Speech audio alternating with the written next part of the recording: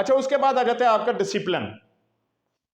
आपका जो डिसिप्लिन है, आप इसमें देखें कि डिसिप्लिन का एक बड़ा कलीदी किरदार है किसी भी ऑर्गेनाइजेशन के अंदर। डिसिप्लिन पे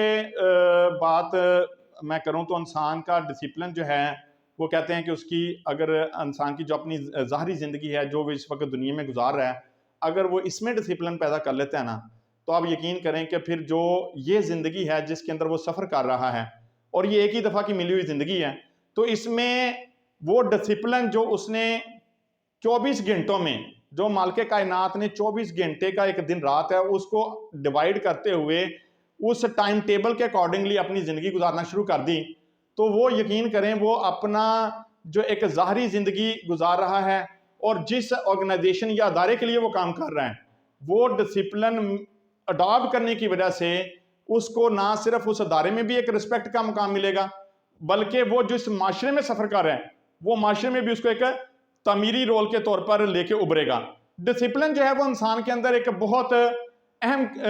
जुज़ की हैसियत रखता है। डिसिप्लिन ये नहीं है कि आपने चंद दिन उस पर अमल कर लिया और बाकी चंद दिन उस पर अमल ना किया। Discipline basically continuity of act का नाम है। अगर आप अपनी शख्सियत को, अपने आप को उस तरीके से सोचेंगे, इसमें आपकी सोचों का बड़ा अमल दखल है। आपने अपने ब्रेन को ये इंस्ट्रक्शन देनी है कि मैंने इस टाइम के मुताबिक अपने आप को लेके चलना है। अगर आप अपने टाइम की कैलकुलेशन खुद ही अपने ऊपर लागू करेंगे तो फिर वो आपके मिजाज में डिसिप्लिन पैदा होगा। वो जब आपके मिजाज में डिसिप्लिन पैदा होगा तो आपका ये मिजाज का जो डिसिप्लिन है आपकी बाकी जो औलाद है उसमें ट्रांसफर होगा, आपके जो छोटे बहन भाई हैं उनके अंदर जाएगा।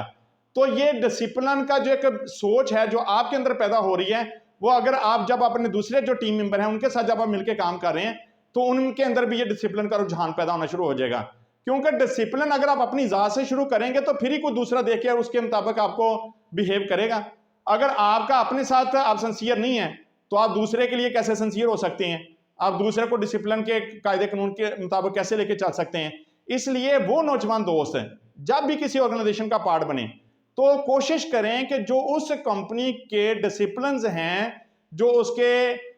आने जाने के मामलात हैं, कंपनी में आने के जाने के, कंपनी की पॉलिसीज़ को, जो भी कंपनी ने पॉलिसीज़ बनाई हुई हैं उसके मुताबिक वो अपने आप को लेके चलता है, तो वो उस कंपनी में एक अच्छा और तमीरी रोल अदा कर सकता है। ये कैसे मुमकिन है कि वो कंपनी के अंदर एक टीम वर्क के तौर पे भी काम कर रहा हो, उसका क्वालिटी ऑफ वर्क भी स्ट्रॉन्ग हो, वो इनिशिएटिव भी हो, वो सेल्फ ड्राइव करना जानता हो, वो डिसिप्लिन के तौर पे भी काम कर रहा हो, डिसिप्लिन को साथ लेके चल रहा हो, तो फिर वो कैसे, ये मुमकिन ही नहीं है कि वो कंपनी उसको ग्रोथ ना दे।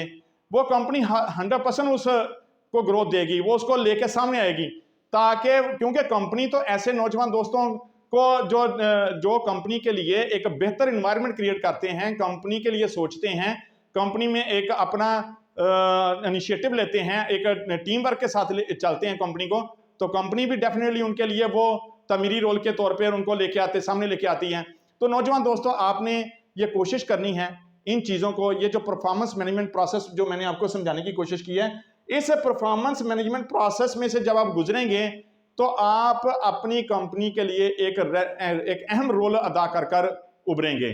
तो ये नौजवान दोस्तों, आपने इस चीज़ पे अपने आप को लेके आना है और इसको कोशिश करनी है कि हमने इसको इस तरीके से अडॉप्ट करें। और मुझे उम्मीद है, क्योंकि आज का जो हमारा नौजवान दोस्त है, जब वो किसी ऑर्गेनाइजेशन को अडॉप्ट करता है तो उसको ये चीज़ों का सबसे ज़्यादा ख्याल रखना ज़रूरी होता है, क्योंकि जैसे जैसे वो इन चीज़ों को अडॉप्ट करता जाएगा, चाहे उसकी जो पर्सनल स्किल्स हैं, जो वो काम सीख के आया, मिसाल एक नौजवान अकाउंटेंट है, वो काम सीख के आया, अकाउंटेंसी का सिर्फ पढ़ के आ गया, उसको अभी प्रॉपर किसी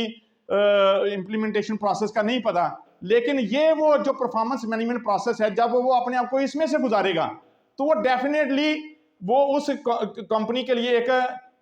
वक्ती तौर पर ना सही, लेकिन आगे आने वाले जो उसके जितने भी साल उसने उस कंपनी में काम करना है, वो उसमें एक उभर कर अपनी शख्सियत को सामने लेके आएगा। बहुत शुक्रिया।